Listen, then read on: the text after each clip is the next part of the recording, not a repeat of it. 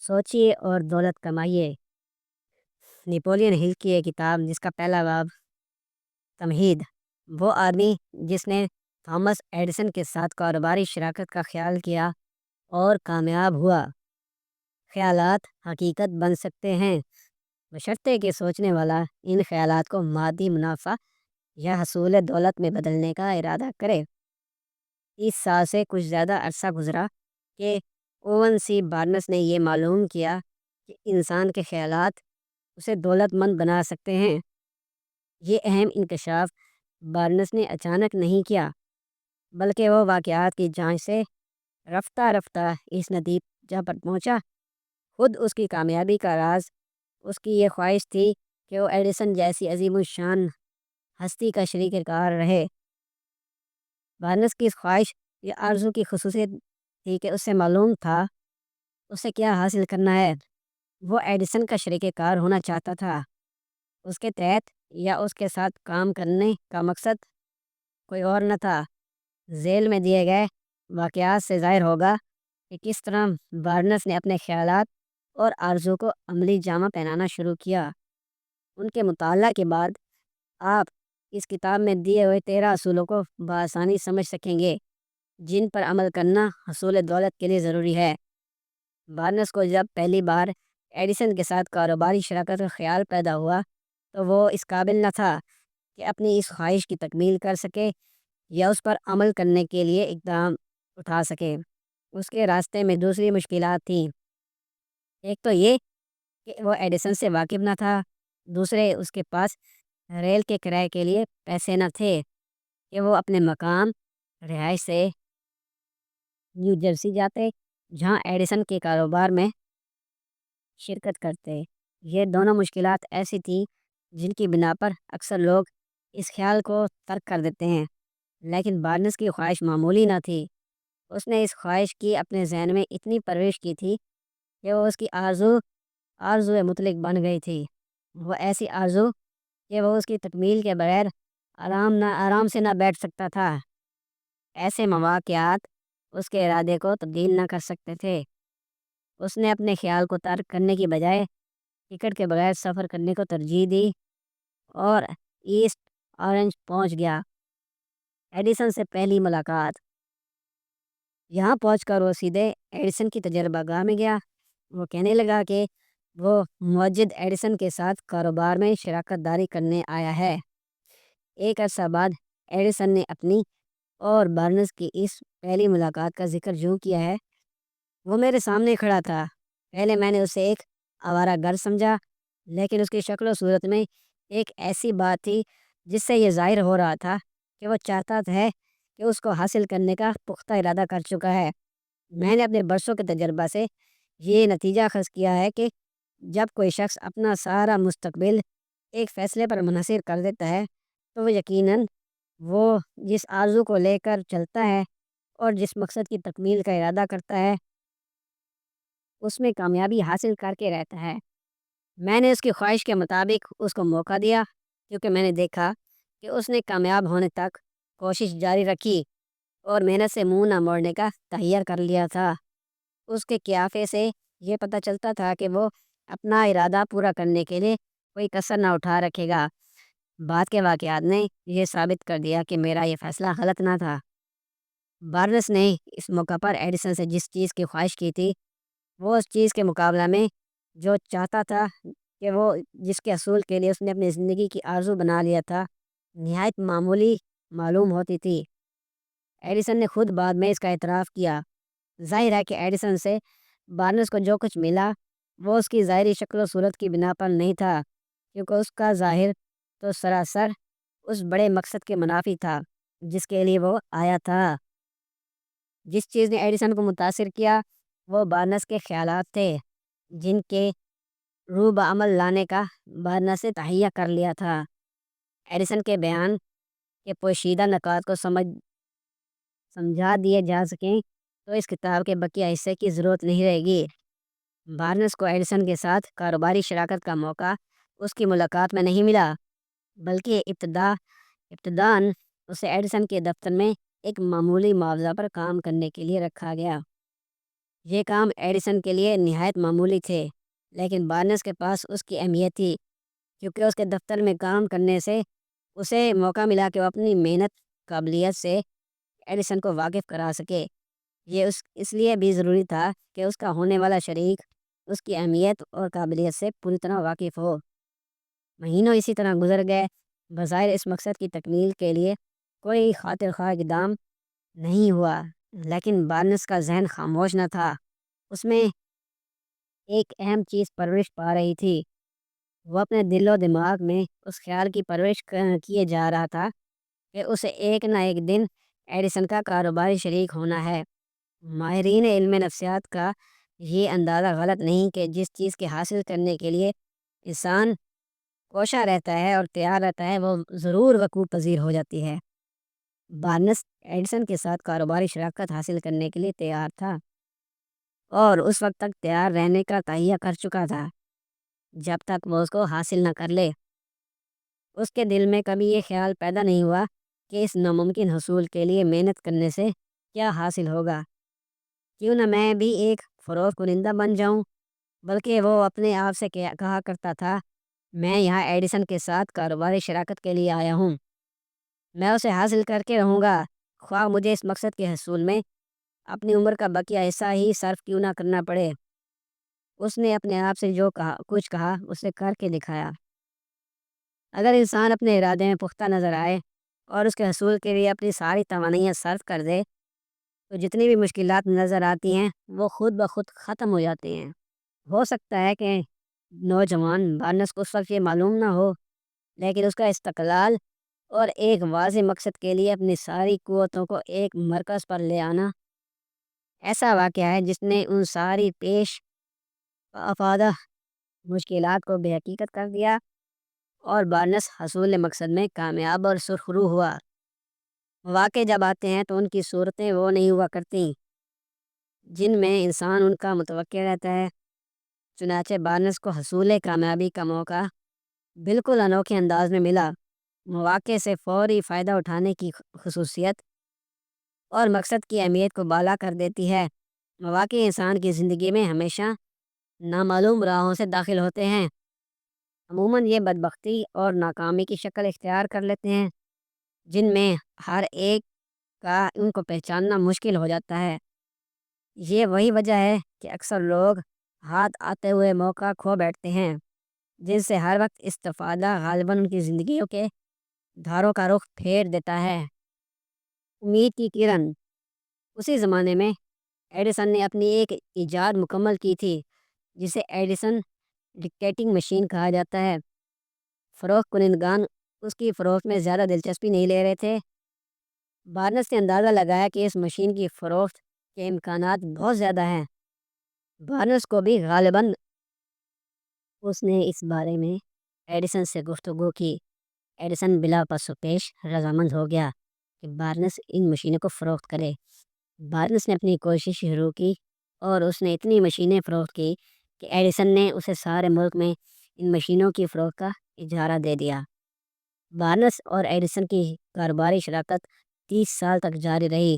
اس کے ذریعے بارنس نے کافی دولت کمائی، لیکن اس سے زیادہ اہم خبر جس سے اس نے دنیا کو روشناس کیا وہ یہ تھی کہ انسان کے خیالات اسے دولت مند بنا سکتے ہیں۔ بارنس نے اپنے اس ابتدائی خیال سے جس قدر دولت کمائی اس کا اندازہ مشکل ہے، لیکن ممکن ہے اس نے 20 یا 30 لاکھ ڈالر کمائے ہوں، لیکن اس دولت کی مقدار خواہ کچھ بھی ہو اس کے غیر معمولی اصول کے مطابق حقیر ہے، جس سے یہ ثابت ہوتا ہے کہ ظاہری طور پر غیر مرئی خیال مقررہ اصولوں پر عمل کرنے سے دولت جیسی مادی حقیقت میں بدلا جا سکتا ہے۔ بارنس نے ایڈیسن کے ساتھ کاروباری شراکت کا خیال کیا تھا۔ اسے اس خیال کے روح بعمل آنے کے بعد حاصل ہونے والی دولت کے ڈھیر تصور میں نظر آیا کرتے تھے۔ ابتداً اس کے پاس ایک خیال تھا، اس کو عملی جامہ پہنانے کے لیے اس کے پاس کچھ نہ تھا، لیکن وہ جانتا تھا کہ وہ کیا چاہتا ہے۔ اس میں اس خیال کے روح بعمل آنے تک استقلال کے ساتھ اس کو سینہ سے لگائے رہنے کا عزم تھا۔ اس کے پاس دولت نہ تھی، اس کی تعلیم بھی زیادہ نہ تھی، اس کے لیے سفارش کرنے والا کوئی نہ تھا، نہ اس کے کوئی ذاتی اثرات تھے، لیکن اس میں موقع سے فائدہ اٹھانے کی قابلیت موجود تھی۔ اسے اپنے آپ پر اعتماد تھا اور وہ ہر کامیابی کو سمیٹنے کے لیے پختہ ارادہ رکھتا تھا۔ چنانچہ لاتعداد مشکلات کے باوجود اس نے دنیا کے سب سے بڑے معجد کے ساتھ شراکت حاصل کی۔ اب آپ اس کے برعکس مثال دیکھیں، جس میں ایک دولت مند آدمی جس کے پاس کامیابی حاصل کرنے کے سارے ذرائع موجود تھے، لیکن کس قدر اپنے مقصد سے 3 فٹ دور رہ کر اپنی ساری چیزیں کھو دی۔ سونے کی کان سے 3 قدم پر۔ ناکامی کی وجہ سے انسان ہاتھ آئی کامیابی چھوڑ جاتا ہے۔ ناکامی کی وجہ انسان کی وہ عادت ہے جس کی وجہ میں وہ پہلی عارضی ناکامی پر ہمت ہار جاتا ہے اور اس کام سے اپنی توجہ ہٹا کر اپنی کوششیں منقطع کر دیتا ہے اور کسی دوسرے معاملے میں ہاتھ ڈالنے لگتا ہے۔ ہر انسان کسی نہ کسی وقت اس قسم کی غلطی کا مرتکب ضرور ہوتا ہے۔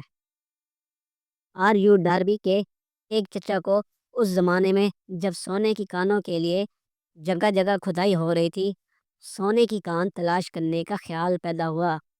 اس نے بھی کھودو اور دولت مند ہو جاؤ کے اصول پر کام شروع کیا۔ اسے غالباً اس کا علم نہ تھا کہ دنیا میں انسانی ذہن نے زمین سے زیادہ سونا اگلا ہے۔ اس نے بھی اوروں کی طرح کدال اور بیلچہ لے کر سونے کی تلاش شروع کر دی۔ کام دشوار تھا لیکن اس کا ارادہ پختہ تھا۔ ہفتوں کی سخت محنت کے بعد اسے سونے سے چمکتی ہوئی شے نظر آئی۔ اس کو اب بڑی بڑی مشینوں اور دیگر آلات کی ضرورت تھی کہ وہ اس زمین سے سونا نکالے۔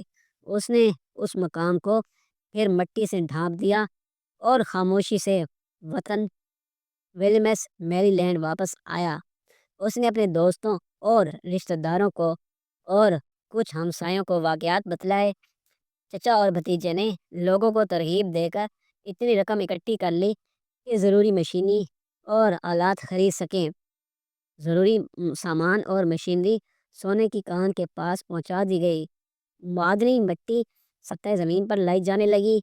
چنانچہ پہلی گاڑی شے سے اس قدر سونا نکلا کہ لوگوں نے کہا کہ لوریاڈو میں غالباً سب سے زیادہ قیمتی سونے کی کان یہی ہے، اور توقع کی جانے لگی کہ اس طرح کچھ دن اور کام چلتا رہا تو منافع غیر معمولی ہوگا۔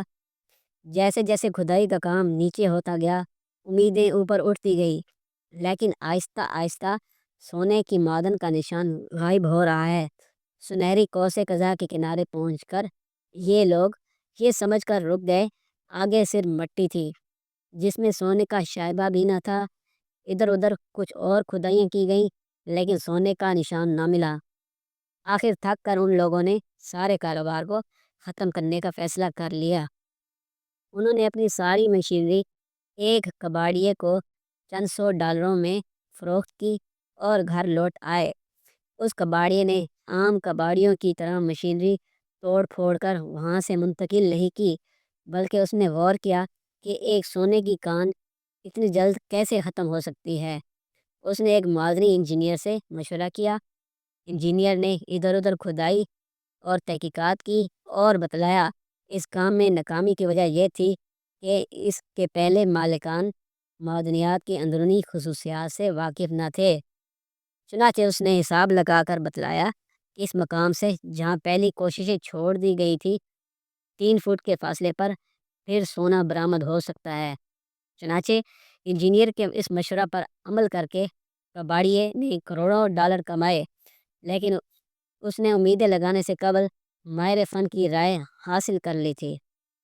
اس کام کے لیے جس قدر رقم جمع کی گئی تھی اس کا بیشتر حصہ نوجوان ڈاربی کی کوشش سے حاصل ہوا تھا۔ یہ رقم اس کے رشتہ داروں، دوستوں اور ہمسایوں سے حاصل کی گئی تھی۔ انہوں نے اس لیے دی تھی کہ انہیں ڈاربی پر بھروسہ تھا۔ اس نے ان کی یہ ساری رقم ایک ایک کر کے ادا کی، گو اس میں اسے برسوں لگ گئے۔ عرصہ بعد جب ڈاربی کو اس اصول کا علم ہوا کہ خواہش سونے میں بدل سکتی ہے تو اس نے نہ صرف اس پر عمل کر کے اپنے سارے نقصان کی تلافی کر لی بلکہ اس سے بہت زیادہ کما لیا۔ ڈاروی نے یہ انکشاف زندگی کے بیمہ کا کاروبار شروع کرنے کے بعد کیا۔ اب ڈاروی ان چند لوگوں میں ہے جن کی تعداد دنیا میں کبھی 50 سے نہیں بڑھی اور جو $10 لاکھ سالانہ کی بیمہ پالیسیاں فروخت کرتے ہیں۔ اس بات کو یاد کر کے کہ اس نے سونے کی کان سے چند قدم پر رک جانے کی وجہ سے کثیر دولت کھوئی، وہ کہتا ہے کہ میں اب ان لوگوں میں نہیں رہا ہوں جو مشکلات اور دشواریوں کی تاب نہ لا کر اپنی کوششیں ترک کر دیتے ہیں، بلکہ اب میرا یہ حال ہے کہ زندگی کے بیمہ کی فروخت کے سلسلے میں اگر کوئی شخص مجھے انکاری جواب دیتا ہے تو میری کوششیں تیز ہو جاتی ہیں۔ ہم نے دیکھا ہے کہ ڈاروی نے یہ اہم سبق بہت کچھ کھو کر سیکھا ہے۔ کسی مقصد میں حصول کامیابی سے قبل یہ دیکھا گیا ہے کہ انسان جب عارضی شکستوں اور ناکامی سے دوچار ہو جاتا ہے تو شخص اس کا کسی طرح شکست اٹھانے یا ناکام ہونے کے بعد اس مقصد کے حصول کی کوشش ترک کر دینا نہایت آسان کام ہے، اور اگر وہ ایسا کرے تو منطقی اعتبار سے درست نہیں، چنانچہ اکثریت ایسا ہی کرتی ہے۔ لیکن ان لوگوں کے حالات کے مطالعے سے جنہوں نے زندگی میں کامیابیاں حاصل کی ہیں معلوم ہوتا ہے کہ ہر وقت انہیں کامیابی سے کچھ قدم پہلے قطعی ناکامی نظر آتی ہے، اور اکثر اس ناکامی سے ہراساں ہو جاتے اور اپنی کوششیں جاری نہ رکھتے تو شاید انہیں کامیابی کا روشن چہرہ کبھی نظر نہ آتا۔ اس بات کو یاد رکھیے کہ اگر کسی مقصد کی ناکامی کا آپ کو یقین ہو جائے تو قریب ہی کہیں کامیابی بھی ہے۔ ناکامی کے تاریک سائے کی آڑ میں کامیابی کا دمکتا مسکراتا چہرہ آپ کا منتظر ہے۔ ثابت قدمی کی اچھوتی مثال، ڈاروی کو سونے کی کان کے معاملے میں ناکامی کے بعد ایک ایسا واقعہ پیش آیا جس سے اسے معلوم ہوا کہ لفظ نہیں، یہ ضروری نہیں کہ ہمیشہ انکار ہی ظاہر کرے۔ ڈاروی کا چچا نہایت غصہ ور آدمی تھا۔ اس نے ایک دیہات میں آٹے کی چکی لگا رکھی تھی۔ اس دیہات میں اکثر سیاہ فام باشندے رہا کرتے تھے۔ ایک دن ڈاروی کا چچا اپنے کام میں مصروف تھا۔ ایک سیاہ فام لڑکی آئی، اس نے اس کے چچا سے کہا، میری ماں نے 50 سینٹ مانگے ہیں۔ بڈھے نے انکار کیا اور لڑکی سے کہنے لگا، جا بھاگ جا یہاں سے، میں پیسے ویسے نہیں دیتا۔ لڑکی نہ گئی بلکہ بہت اچھا کہہ کر وہیں ٹھہری رہی۔ تھوڑی دیر بعد بڈھے نے دیکھا کہ لڑکی ابھی تک کھڑی ہوئی ہے تو اس نے اسے دھمکایا کہ بھاگ جائے، وہ پیسے نہ دے گا، لیکن لڑکی نے پھر جی اچھا کہا اور وہیں کھڑی رہی۔ بڈھا تو غصے میں تھا ہی، اس نے پاس پڑا ایک ڈنڈا اٹھایا اور لڑکی کی طرف چلا۔ ڈاروی کا سانس رک گیا۔ اسے یقین تھا کہ بڈھا اس لڑکی کو ہلاک کر دے گا، کیونکہ اسے اپنے چچا کی طبیعت کا علم تھا۔ وہ یہ بھی جانتا تھا کہ سیاہ فام باشندوں کے بچے سفید فام مہذب انسانوں کی بات کی طرح نہ نہیں کہہ سکتے تھے۔ جب بڈھا اس مقام پر پہنچا جہاں لڑکی کھڑی تھی تو لڑکی نے ایک قدم آگے بڑھ کر بڈھے کی آنکھوں میں آنکھیں ڈال دی اور پورے زور سے چیخ کر کہا، ماں کہتی ہے کہ اسے 50 سینٹ ضرور چاہیے۔ ڈاروی کا چچا رک گیا۔ اس نے ڈنڈا پھینک دیا اور جیب سے 50 سینٹ نکال کر لڑکی کو دے دیے۔ لڑکی نے پیسے لیے اور آہستہ سے دروازے کی طرف چلی۔ جاتے ہوئے اس نے بڈھے پر سے، جسے اس نے ابھی ابھی شکست دی تھی، نظریں نہیں ہٹائیں۔ جب لڑکی جا چکی تو بڈھا ایک ڈبے پر بیٹھا کوئی 10 منٹ تک کھڑکی سے باہر دیکھتا رہا اور اپنی شکست کے اسباب پر غور کرتا رہا۔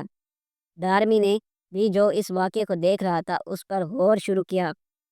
یہ پہلا وقت تھا کہ ایک سیاہ فام کم عمر لڑکی نے ایک سفید فام باشندے کو شکست دی تھی۔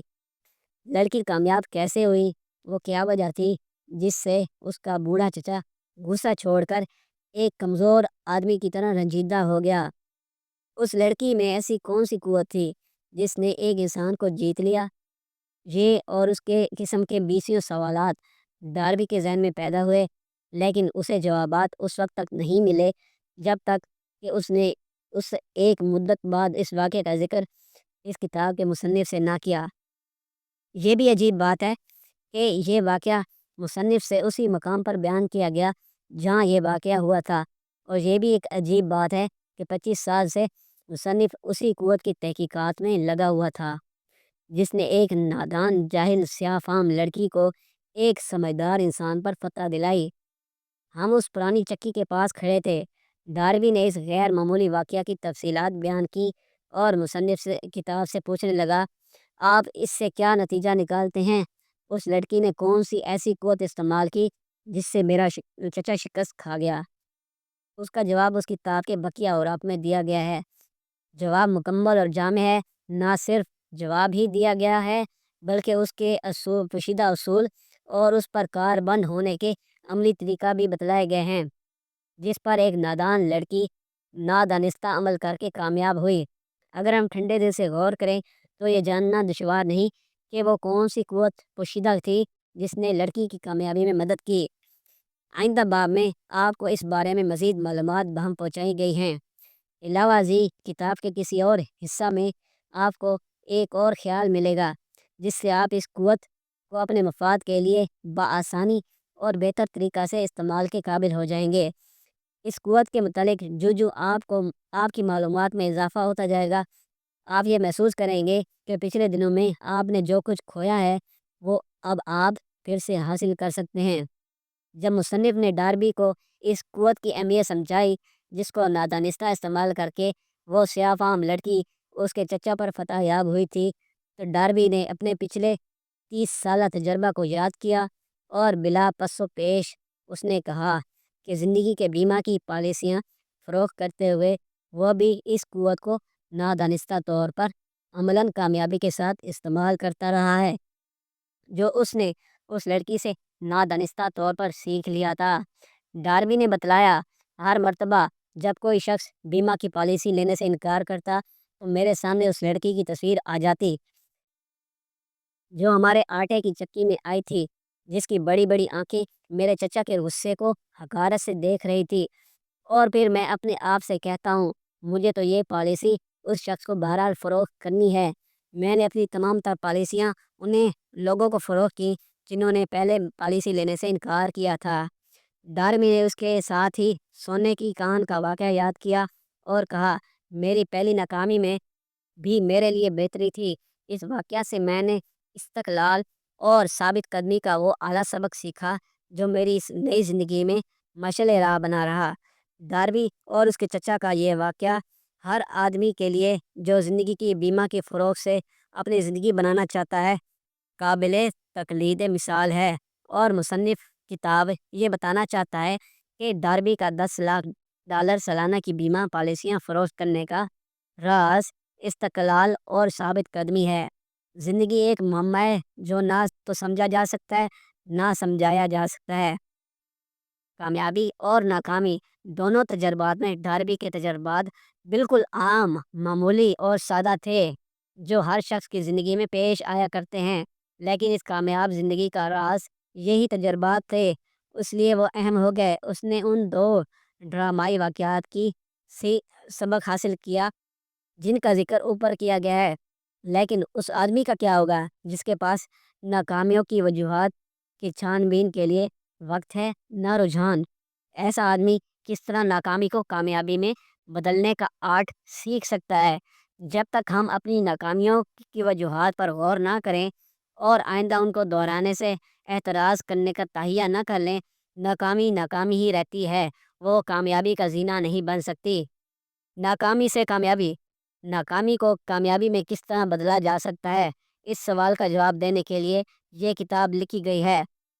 اس سوال کے جواب میں ان 13 اصولوں کا ذکر کیا گیا ہے، لیکن یہ بات یاد رکھنی چاہیے کہ جن سوالات کی بنا پر آپ زندگی کو عجوبہ سمجھنے لگے ہیں ان کے جوابات آپ کو خود آپ کے ذہن میں ملیں گے، اور یہ اس طرح ہوگا کہ جیسے جیسے آپ یہ کتاب پڑھتے جائیں گے آپ کے سامنے کوئی نیا خیال، کوئی نئی تجویز آتی جائے گی۔